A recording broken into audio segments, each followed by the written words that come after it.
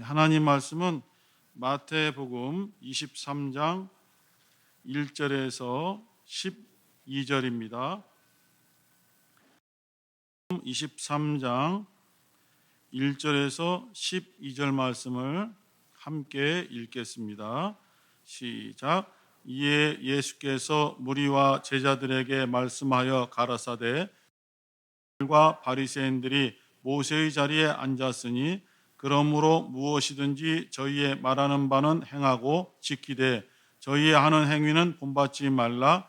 저희는 말만 하고 행치 아니하며 짐을 묶어 사람의 어깨에 지우되 자기는 이것을 한 손가락으로도 움직이려 하지 아니하며 저희 모든 행위를 사람에게 보이고자 하여 하나니 곧 그 차는 경문을 넓게 하며 크게 하고 잔치의 상석과 회당의 상자와 시장에서 문안받는 것과 사람에게 랍비라 칭함을 받는 것을 좋아하느니라. 그러나 너희는 랍비라 칭함을 받지 말라. 너희는 다 형제니라. 땅에 있는 자를 아비라 하지 말라. 너희 아버지는 하나이시니 곧 하늘에 계신 자시니라. 또한 지도자라 칭함을 받지 말라. 너희 지도자는 하나이니 곧 그리스도. 너희 중에 큰 자는 너희를 섬기는 자가 되어야 하리라. 누구든지 자기를 높이는 자는 낮아지고 누구든지 자기를 낮추는 자는 높아지리라. 아멘. 낮아짐과 높아짐 함께 말씀을 나누겠습니다.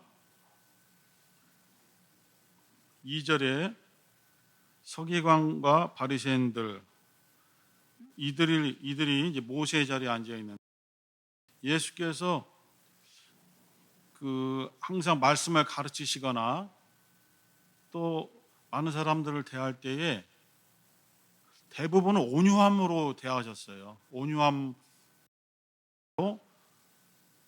사람들을 위로하고 격려하는 말로 이렇게 대하셨는데, 유독 이 서기관과 바리새인들을 대할 때는 상당히 조금 책망하고 그러한 태도를 많이 취하셨어요. 이들이 위선적이다 보시고 이들의 행동이 외식적이다 보시고 항상 화가 있을진자 하면서 이들을 스키.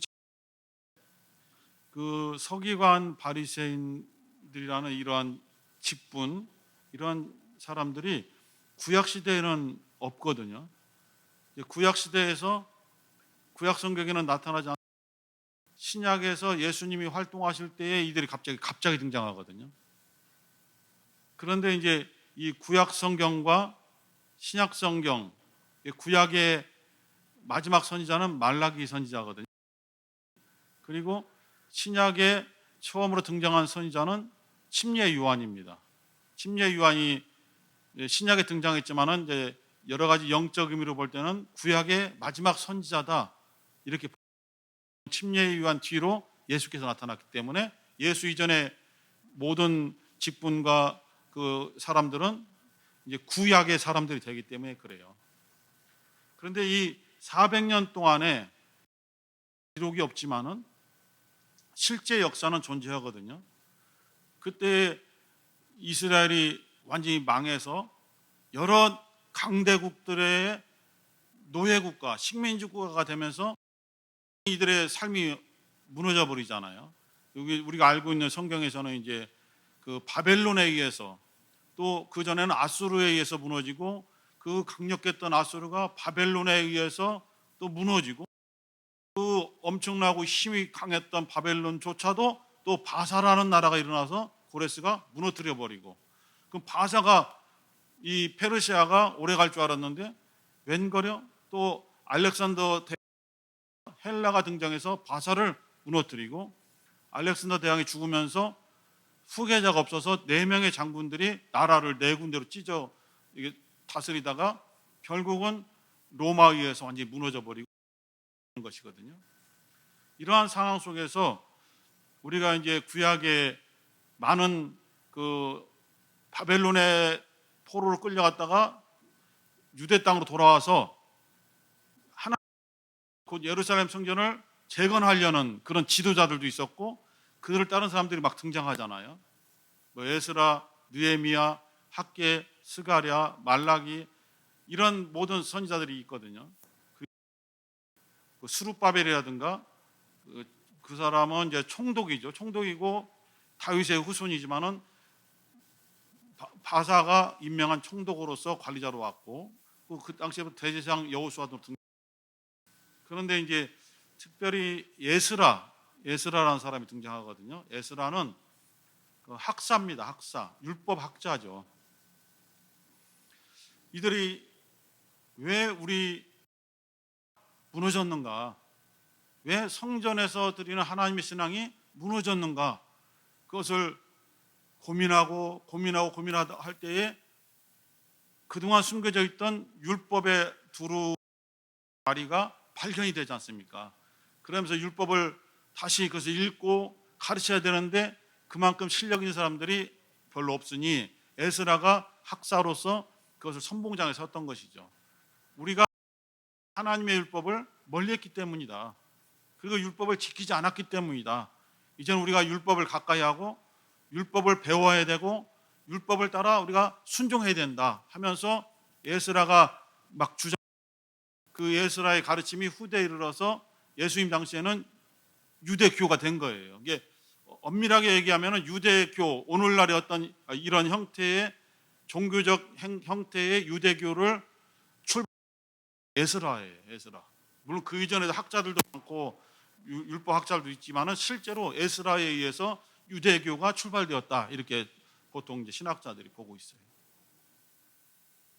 그 가르침을 따라서 이 구약 400년 동안에 비어 있는 시간에 바리새인이 등장하고 서기관이 등장하고 사두개인이 등장하게 되는 것이죠. 그들은 율법 학자예요. 그리고 서기관 중에서 상당히 이제 유능하고 사람들을 잘 인도하고 말씀을 잘 가르치는 뛰어난 사람도 있거든요. 그 사람들을 이 백성들이 존경해서 랍비라고 부르게 된 거예요. 랍비 또는 라보니 이렇게 해서 율법 선생님이요 이런 뜻이에요. 그 랍비라는 것은 오늘날에 그냥 선생님 이런 뜻이 아니라 엄청나게 그를 존경하는 칭호이거든요. 있는데 그들이 바로 이제 서기관들에서 나오게 되는 것이죠. 서기관들은 계속 율법을 공부하고 이것을 어떻게 우리가 해석해서 백성들에게 가르칠 것인가 고민하고 몰두했던 사람들이거든요. 이 사람들이 이제 해석해야 되면서 구약의 모세가 받았던 율법이 오히려 묻혀지고 그걸 해석했던 해석서가 더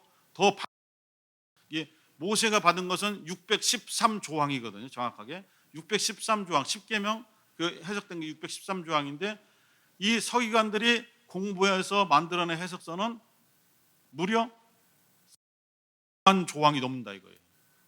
그것을 다 알기도 힘들거니와 그것을 어떻게 생활해서 적용하냐 이것이죠. 그래서 항상 다툼이 있고 혼란스러울 때마다 이 서기관들에게 이 문제는 이러한 조항에 비추어 봤을 때에 이렇게 해석하는 것이 마땅하니 너희들의 지금 이런 행동은 잘못됐다. 이 행동은 합당하다. 이렇게 판단해 줄 수밖에 없는 것이죠. 이게 바리새인들은 이렇게 서기관들의 그 해석 가르침에 그것을 근거로 해서 생활로 직접 옮기는 자들이죠. 그래서 이 가정에서는 이것이 자기들만의 따로 이렇게 어떤 공간과 시간을 할애해서 우리는 어려서부터 서원했고 그래서 율법만을 지켜 행함으로 나타내는 사람들이 그래서 구별된 사람들이다. 그것이 이제 바리새라는 그런 뜻을 가지고 있습니다. 그래서 바리새인 구별된 사람들 전문 해석하면 율법만을 지키고 순종하기 위해서 다른 백성들과 있는 자들 이게 바리새인들이거든요. 서기관들은 학자고 바리새인들 것을 실천하는 자들이에요. 이들이 이제 그 구약과 신약 사이에 등장하면서 이스라엘 백성들을 인도하는 역할을 하게 된 것이죠.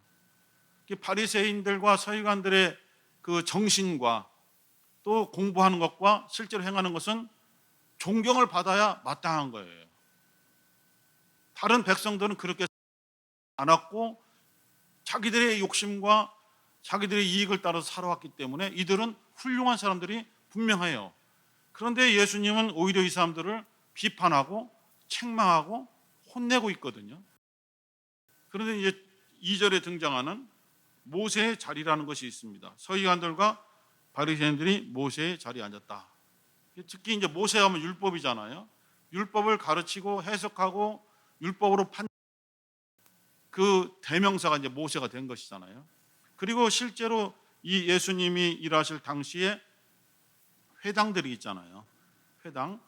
회당은 그 예루살렘 성전이 무너져서 더 이상 이제 짐승의 피를 뿌리면서 하나님 앞에 드리는 예배 행위를 구약에서는 제사라고 하잖아요. 성전이 무너졌기 때문에 더 이상 할 수가 없고 그 제사장들이라든가 레위인의 성직 수행이 무너져 버렸거든요. 할 수 없으니 하나님 앞에 섬기는 어떤 예배를 해야 되는데 성전 안에서 할 수 있는 제사는 이제 폐해졌기 때문에 이들이 찾게 된 것이죠. 로마의 그 방대한 나라에 흩어져 버렸는데 흩어졌어도 믿음을 지키기 위해서 유대인들이 20세 이상, 보통 20세 이상 성인 10명이 모이게 되면은 회당을 만들어서 뭐 건축하든 아니면 어떤 부유한 사람의 집에서 이렇게 모이든 회당이라는 그런 개념에서 모여서 거기서 기도하고 시편을 우리는 어떤 곡조인지 잘 모르겠지만 이들은 시편의 곡조를 알고 있기 때문에 그것을 찬양하고 악기가 없어도 찬양을 하고 그다음에 모세의 율법이라든가 이사야 선지자의 선지서 등을 그것을 뛰어난 회당의 좀 주인격인 또는 회당의 지도자격인 회당장이라든가 또는 그 당시에 회당에 있었던 사람들 중에서 율법에 상당히 능통한 자가 완전 설교가 똑같진 않지만 설교식으로 풀어서 이렇게 백성들을 가르치는 그러한 어떤 신앙 형태가 회당을 통해서 이렇게 이제 성전에서 회당으로 옮겨 후에 이 회당이 복음 전도의 전초 기지가 되잖아요. 바울이 가는 곳마다 회당을 들어가서 전도하잖아요. 회당에는 유대인들이 모여 있잖아요. 하나님이 여호와를 아는 사람들이 모여 있잖아요. 바깥에서 헬라인들, 그리스 사람들을 대상으로 설교도 했지만은 대부분은 회당 전도를 했습니다. 그래서 회당이 예배당이 되면서 교회가 된 거예요. 이렇게. 그런데 이 회당이 그 예루살렘에도 회당이 여러 10수개가 있었다고 해요. 지역이 크다 보니까. 그런데 그 회당에는 두루마리 구약 성경을 적어놨던 두루마리가 많잖아요. 지금은 이렇게 성경이 작지만은 그 많은 것들을 보관하는 장소가 있었고 이렇게 이제 강단 비슷한 것들이 있고 또 돌로 된 저런 의자가 있었어요. 소파와 같은 소파는 아닌데 돌로 된 의자가 있어요. 발견된 건데요. 그것이 뭐냐면은 바로 모세의 자리라고 불려졌어요. 그럼 그게 왜 있냐? 그곳에는 항상 이 서기관들이 주로 그곳에 앉아서 그곳에 회당에 모인 예배하려고 들에게 율법을 해석해주고 율법을 가르쳐주는 그 자리에 앉게 된 거예요. 그래서 그곳이 회당 안에서는 가장 높은 자리, 상좌가 되는 거예요. 상좌. 그래서 다 줄 수 있지만은 대개는 서기관들 중에서 좀 뛰어난 랍비라고 불려지는 사람들이 그곳에 앉게 되고 또 서기관들이 없을 때는 바리새인이 앉아서 또 말씀을 가르치기도 하고 그래서 서기관들, 바리새인들이 자리에 앉았다. 이것은 뭐냐면은 높은 자리에 앉아서 백성들에게 어떤 우러나지 않는 어떤 강요된 존경을 받고 있다. 그럼 이들이 어떻게 했냐면은 그 5절에 보니까 이들의 그 행위는 사람에게 보이고자 한다. 정말 우러나와서 하나님께 보이려는 행동이 아니고 모여있는 사람들에게 자기를 이렇게 보이게 해서 억지로 존경을 받고 억지로 높임을 받으려고 한다. 무엇을 보고 알 수 있냐면 두 가지. 예수님께서 그 차는 경문을 넓게 한다. 그리고 옷수를 크게 한다 했는데, 경문이라는 것은 뭐냐면은 이스라엘에게는 쉐마라는 것이 있습니다. 쉐마는 히브리어인데 들으라, 너희들은 여호와의 말씀을 들으라, 이렇게 시작하는 거예요. 신명기 6장 4절 한번 찾아보세요. 구약성경 신명기 6장 4절. 이스라엘 사람들은 이것을 모를 수가 없고, 이것을 모르면 이스라엘 사람들이 아니죠. 신명기 6장 4절 5절 읽겠습니다. 신명기 6장 4절 5절 시작. 이스라엘아 들으라, 우리 하나님 여호와는 오직 하나인 여호와시니 너는 마음을 다하고 성품을 다하고 힘을 다하여 내 하나님 여호와를 들으라. 이게 쉐마예요. 들으라가 이제 그 쉐마 이거거든요. 근데 이거 쉐마가 이스라엘 사람들은 반드시 이것을 암송해야 되고, 이 말씀을 수시로 읽어야, 이 말씀을 자신들의 생명보다 더 귀하게 여겨야 돼요. 이게 쉐마 이스라엘. 그래서 이 구절을 적습니다. 이스라엘아 들으라. 4절 5절을 그대로 이제 히브리어로 적어요. 적어갖고 이거 접어갖고 주사위 모양, 주사위보단 크지만은 주사위 모양만한 육각형 상자, 종이 상자에다가 또는 이렇게 가죽 상자에다가 넣어서 어디다가 차냐면은 6절, 신명기 6장 8절 9절 시작. 너는 또 그것을 내 손목에 메어 기호를 삼으며 내 미간에 붙여 표를 삼고 또 내 집 문설주와 바깥문에 기록할지니라. 우리는 이제 손목이라니까 여기로 알고 있잖아요. 그래서 이곳에 이제 이렇게 매갖고 육각형의 상자를 넣고 그 상자 안에는 6장 4절 5절이 기록된 글이 들어가 있죠. 근데 이제 이것은 손이지만은 심장에 가장 가까운 부분, 이 우리 지금 어깨 바로 밑에 있는 팔목, 여기 팔이죠. 여기다 묶어서 달고 다녔다고 그래요. 여기 달았는데 우리와 좀 개념 차이가 있는 것 같아요. 여기다 달았다고 하는 것이 많고, 그다음에 미간, 뭐 또 이럴 때 갖고 이 정도의 이것을 똑같은 거를 넣고 이렇게 여기도 달고 다니는 거죠. 이게 경문을 넣는 상자예요. 이 당시 예수님께 혼난 사람들은 이것을 크게 만든 거예요. 딴 사람보다 더 크게, 상자를 더 크게 만들어서 넣는 거예요. 그 사람들 볼 때, 아, 저 사람은 이 쉐마라는 그 하나님의 율법 담는 것을 크게 한가 보니까 굉장히 존중하는가 보다, 말씀을. 자기들을 막 이런 식으로 드러내고 싶어 했던 거예요. 그 다음에 옷술은, 이거는 찾아보지 않을게. 민수기 15장 38로 40. 이 옷을 입잖아요, 겉옷을. 그리고 밑에 끝에다가 술을 달아서, 술이란 거 실을 꼬은 거잖아요. 그 청색실을 달아서 이것을 볼 때마다 하나님의 계명을 내가 기억하고 지켜내겠습니다라는 자기의 의지거든요. 그런데 이 바리새인과 서기관들은 그것을 크게 만든 거예요. 술을 멀리서도 사람들이 그 바리새인이 입었던 옷에 술에 청색 확연하게 띄도록, 사실은 하나님께 보이려고 그렇게 하나님께 계명을 주신 건데, 이 바리새인과 서기관들이 적용을 할 때에 예수님 당시에 다 그런 건 아니겠지만은 대부분의 바리새인 서기관들이 자신들을 나타내려고, 자기들을 드러내려고, 나는 이러한 사람이야, 우리는 이렇게 하나님의 쉐마 율법을 존중하고, 이 상자를 봐, 네모 상자를 봐, 이렇게 크게 달았잖아. 그리고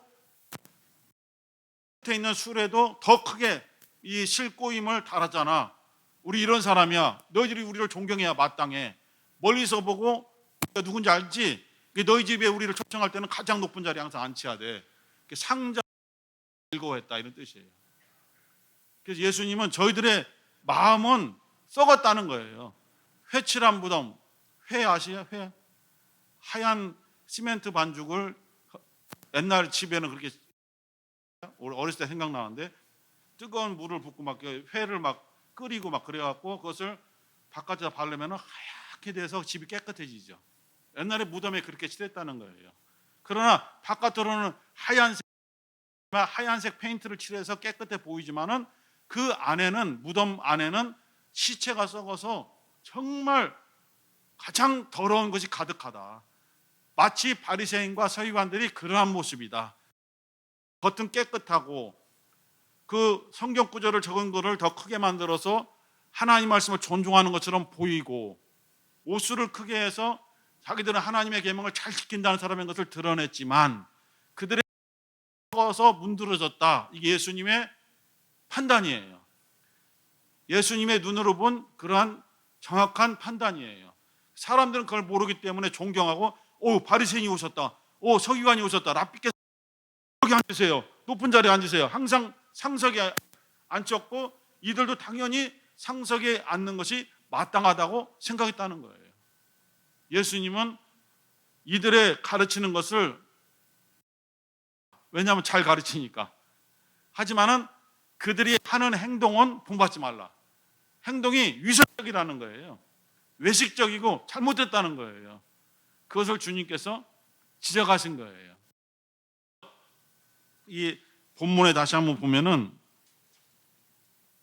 이들이 무엇을 좋아했냐면은 7절에 왜 이렇게 경문을 넓게 하고 옷을 크게 했냐면은, 보면은 잔치에 상석에 앉고 싶어 하고, 회당에 가면은 항상 그 모세의 자리라는 상좌, 가장 높은 자리에 앉기를 좋아하고, 시장, 사람들이 많은 곳에서는 사람들에게 아우 안녕하세요, 바리새인님 안녕하세요, 이렇게 문안받는 것을 일부러 즐기는 사람들이라는 거예요. 그리고 사람에게 랍비, 선생님, 율법 선생님, 말씀을 가르친 말씀 선생님 이렇게 칭해주면 너무너무 좋아한다는 거예요. 랍비가 아닌데도 랍비님이 하면 좋아한다는 거예요. 그리고 예수님께서는 우리들에게 가르쳐 주시기를 반대로 가르쳐 주셨어요. 반대로 8절, 9절, 10절 돼 있고, 너희는 랍비라고 칭함을 받지 말라. 서기관들과 바리새인들은 랍비라 자기를 불러주면 너무 좋아하지만은, 너희들은 누가 랍비라 부르면은 아니 그렇게 하지 마십시오, 저는 랍비가 아닙니다, 저는 아직도 배워야 되고 남을 가르쳐 순종해야 되고 저는 아직도 낮은 자입니다 하면서 랍비라 칭함을 받지 말고, 너희가 선생님 칭호, 그리고 아버지 또는 지도자 이런 칭호를 받지를. 그러면서 예수님의 결론은 뭐냐? 11절 12절이죠. 너희 중에 큰 자는 너희를 섬기는 자가 되어야 된다. 그리고 누구든지 자기를 높이는 자는 낮아질 줄 알아. 누구든지 자기를 낮추는 자가 높아지게 된다. 이 바리새인들, 서기관들은 시킨다는 거예요. 이거 해라, 저거 해라 시키지만은 자기들은 손가락 하나도 움직이지 않으려고 한다, 이거예요. 주님은 마태복음 28절 30절에 어떤 말씀을 주셨어요? 수고하고 무거운 짐진 자들아 다 내게로 오라. 너의 무거운 멍에를 내가 지겠다. 그리고 너희들은 나의 멍에를 메라. 쉽고 가벼운 멍에다. 이것을 지고 너희들의 수고한 멍에, 너희들의 무거운 그 짐을 나에게 맡게다오. 내가 너희들 것을 지겠다고 실제로 십자가를 지셨다는 거예요, 예수님은. 서기관 이들은 말로는 섬겨야 된다, 말로는 도와줘야 된다, 말로는 낮아져야 된다 하지만은 실제로 이 사람들의 행동은 높아지려고 하고 섬김받으려고 하고 자기들은 손가락 까딱도 하지 않는, 그것을 지적한 거고, 오늘날 우리가 이 주님의 말씀을 받을 때에 나의 모습은 어떠한가? 나는 항상 어떠한 자리에 앉으려는 욕심이 있는가? 그것을 돌아다 볼 때에 우리도 자유롭지는 못하다 이거죠. 우리도 자유롭지 못하고, 내가 좀 이렇게 좀 인정받아야 되고 사람들이 나를 이런 사람이라고 인정해 줘야 되는데, 나를 신경 쓰지 않을 때는 괜찮아요, 괜찮아요, 최양락처럼 괜찮아요 그러지만 속에서 막 열불 터지는, 충청도 지역비하면 안 되는 거야. 이렇게 겉으로는 그렇지만 속에서는 나를 무시했어, 내가 인정받아야 되고 내가 이 자리에서 내가 대표 기도해야 되고 내가 이 자리에서 말씀을 내가 전해야 되는데 내가 축도를 해야 되는데 무시했어. 막 이게 목사님들 사이에, 우리 교회 말고요, 특히 교단에서 각 교회의 담임 목사, 당회장 목사님들이 많이 모여 있어요. 어떤 큰 행사 때에, 그때에 많은 목사님들이 모였지만은 대표 기도할 목사님, 말씀을 전하는 목사님, 축도를 할 목사님, 또는 축하의 말을 할 축사, 축하의 말을 하는 목사님, 그 숫자는 적으니까 주최 측에서는 굉장히 고민하는 안 쳐야 되는 거예요. 잘못하면은 칭찬보다는 무지하게 욕을 먹거든요. 거기에 이름이 들어가지 않은 사람들. 그래서 요즘은 잘 하지 않지만은 그 전에 여의도 광장 시대 때에 전국 기독교 무슨 행사들이 굉장히 많잖아요. 그러면 회장이 몇 명이에요? 회장이 수십 명이에요. 공동회장 해갖고 그 어떤 모임을 주최하는 회장이 한 사람이야 맞은 거거든요, 사실은요. 회장이 무지하게 많아요. 막 20명, 30명. 그리고 부회장이 50명, 100명. 그리고 고문이 막 수십 명이야. 또 무슨 직분이 또 수십 명이야. 그래서 라도 안 올려지면은 서운하고 그 다음에 참석을 안 해. 그리고 그 단체에 기부를 하지 않아요. 그래서 이 주최 측은 한 사람, 한 교단의 대표자라도 이름을 넣어줘야 돼요. 기독교는 다른 종교들도 좀 그런 게 있지만 기독교는 더더구나 자기를 낮춰야만 되는 그러한 종교 정신, 그런 예수 정신이 있는 교회거든요. 또 섬기는. 그런데 실제로 그런 사람들끼리 모여서 하는 거 보면은 항상 높은 자리에 앉고자 하고 자기의 이름이 나타나야 돼요. 신문 광고 때리는 거 보세요. 거기 보면 얼마나 많은 사람들이 어떤 모임에 갔을 때 있는 거예요. 와, 나는 회장이 너무 많아. 총무단도 너무 많아. 이해는 사람 생각에서 이해는 되지만은 뭔가 잘못됐다 이거죠. 그래서 우리 그러한 단체도 삶에 들어와서 우리의 모습은 어떠냐? 우리의 모습도 사실은 이러한 어떤 행위로부터 자유롭지 못한 부분이 많다. 이렇게 저는 솔직하게 고백하고 싶어요. 꼭 기독교 모임뿐만 아니라 우리의 속마음이 그대로 주님께 지적받은 것이 아닌가 하는 그런 마음도 있어요. 그래서 상당히 자기를 낮춘다는 것은 매우 어려운 결단이라고 아니고 그렇게 실제로 낮추는 행동을 하는 사람은 더더구나 더 정말 대단한 사람이라고 생각합니다. 이것이 쉽지 않기 때문에 주님께서 명령으로 주신 거예요. 너희들은 너희 자신을, 이거는 명령이거든요. 명령이라는 것은 대부분 낮추려고 하지 않기 때문에 주님께서 명령으로 주신 거거든요. 낮춰야 된다.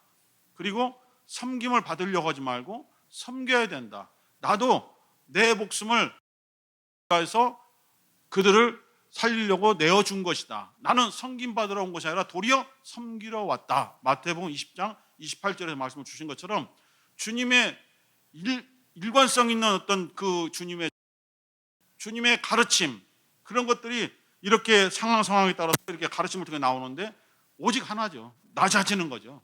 그리고 섬기는 겁니다. 그리고 그것을 보여준 모든 주님의 어떤 결정체가 십자가에서 못 박혀 피 흘려 죄인의 모습으로 돌아가죠. 죄인은 아니지만은 참혹한 죄인의 모습으로 죽으신 거예요. 우리를 높게 하시려고. 그래서 하나님께서 예수 겸손함을 인정하신 거잖아요. 그래서 빌립보서 2장 6절에서 11절까지 보면은 예수님께서 하나님 아버지께 순종하시되 죽기까지 순종하시되 그 십자가에 죽으심이라 했을 때 하나님께서는 그를 죽은 자 가운데서 살리셔서 가장 높은 곳에 올리셨다. 그랬더니 하늘에 있는 것들이나 땅에 있는 것들이나 보이는 것들이나 보이지 않는 것들의 모든 무릎이 예수 이름에 꿇어. 그 예수를 높이심으로 인해서 그 예수 이름으로 말미암아 하나님께서 영광을 받으셨더라. 이렇게 기록되어 있거든요. 그러니까 우리가 낮아지는 것이 뭐냐? 좀 길게 나가자면 우리가 결국 하나님이 영광 받으시는 길이다. 이렇게 봐야 되는 거예요. 내 자신이 손해보고 억울한 점이 많이 있지만은 그것을 극복하고 참고 견디는 삶이 온전한 예수 믿는 인가 싶어서 오늘 말씀을 드렸습니다. 이 시간 기도하실 때에 하나님 아버지, 우리 마음속에도 이 바리새인과 서인가들처럼 높아지는 마음이 많이 있습니다. 하나님 아버지, 정말 섬김을 받으려고 하는 그런 마음이 우리 마음속에 도사리고 있습니다. 하나님 아버지, 정말 높은 사람, 선생이라는 그런 칭함받기를 좋아하는 마음이 저희들 속에 있는 것 같습니다. 그러나 주님이 주신 것처럼 자기를 높이지 말고 자기를 낮춰라 말씀을 주셨으니 그렇게 살아갈 수 있도록 우리에게 인도하여 주시옵소서. 주여 한번 부르시고 기도하겠습니다. 주여.